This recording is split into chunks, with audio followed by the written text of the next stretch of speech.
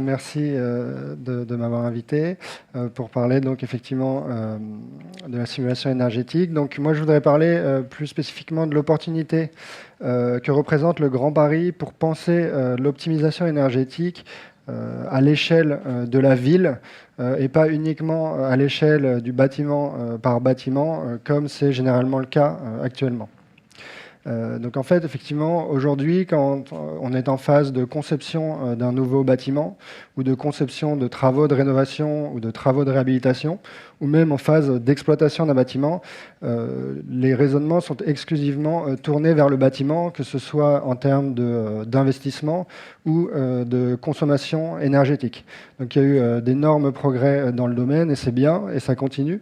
Mais en raisonnant exclusivement à cette échelle du bâtiment, on se prive en fait d'un gisement d'économie d'énergie et d'optimisation qui se situe à l'échelle au-dessus. Donc, par exemple, à l'échelle d'un îlot de bâtiment, d'un quartier, d'une ville ou même d'un territoire.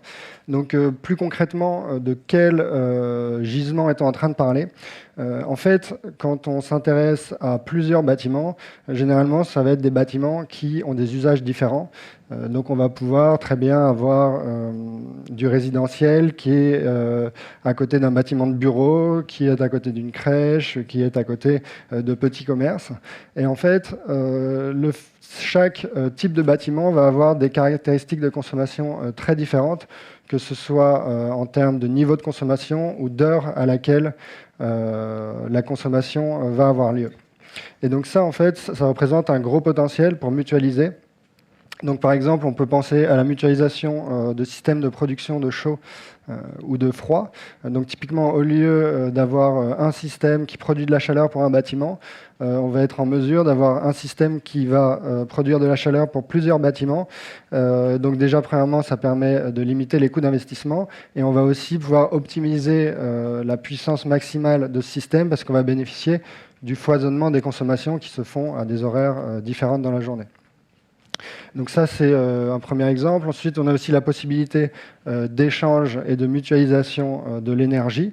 Donc, pour prendre un exemple précis, on imagine bien que la chaleur produite par les serveurs d'un bâtiment de bureau pourrait être utilisée de manière tout à fait pertinente pour chauffer des logements en hiver, puisque ces serveurs, en plus, généralement tournent 24 heures sur 24.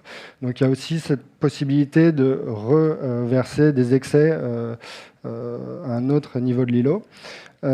Et puis ensuite, il y a aussi un autre sujet qui est beaucoup plus pertinent lorsqu'on est sur plusieurs bâtiments, c'est la production décentralisée, l'autoconsommation et le stockage, parce que généralement c'est assez compliqué pour un bâtiment, mais quand on change d'échelle, ça devient vraiment pertinent et ça va apporter des solutions pour délester les réseaux de distribution notamment. Donc, on voit bien que ça représente un gisement.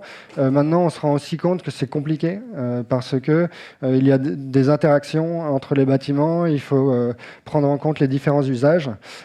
Et donc, là, je vais vous parler de plusieurs moyens qui permettent d'aborder cette question et en fait d'être en mesure de détecter les gisements de mutualisation, de réaliser des scénarios de mutualisation, de mettre en place les travaux nécessaires et ensuite de suivre que la mutualisation fonctionne bien comme prévu. Donc en fait là-dessus, on va se baser sur deux piliers. Donc déjà, il y a la donnée. Donc les données Enedis, GRDF, CPCU, Open Data.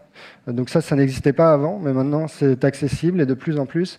Et ça va être quelque chose de formidable pour pouvoir comprendre plus finement les consommations et détecter les gisements. Par contre, ça ne va pas suffire parce que ces données, elles ne vont pas expliquer la cause des consommations et on ne va pas être en mesure de vraiment comprendre qu'est-ce qui peut être mutualisé ou non. Et donc c'est pourquoi l'autre approche, c'est la simulation énergétique des bâtiments. Donc ça, c'est quelque chose qui est déjà très utilisé en conception, donc à l'échelle bâtiment par bâtiment. Et l'idée, c'est d'avoir un modèle du bâtiment qui va décrire, qui va simuler tout ce qui se passe dans le bâtiment à des pas de temps fins, par exemple horaire ou infra-horaire. Et donc, l'idée, c'est plutôt que d'utiliser ça à l'échelle d'un bâtiment, de l'utiliser sur plusieurs bâtiments, voire une ville, et de modéliser toutes les interactions. Donc ça, c'était impensable il y a quelques années. Maintenant, avec tout ce qui est cloud computing, les puissances de calcul ne sont plus un problème, et c'est quelque chose qui est possible. Et donc, en couplant d'un côté les données et la simulation, on va être en mesure d'avoir un outil idéal pour les décideurs, pour identifier les gisements, choisir des scénarios de mutualisation, les mettre en place et les suivre. Donc ça, on pense que c'est tout à fait dans la même vision que le Grand Paris, qui est de raisonner au niveau transverse et pas de manière isolée, élément par élément. Et donc, ce serait tout à fait pertinent de mettre en place des projets démonstrateurs qui, d'un côté, simulerait le fonctionnement d'îlots et mettrait en place des scénarios de mutualisation afin d'avoir des projets types. Et puis, pourquoi pas aller plus loin et être raisonné vraiment à une plus grande échelle en utilisant le big data.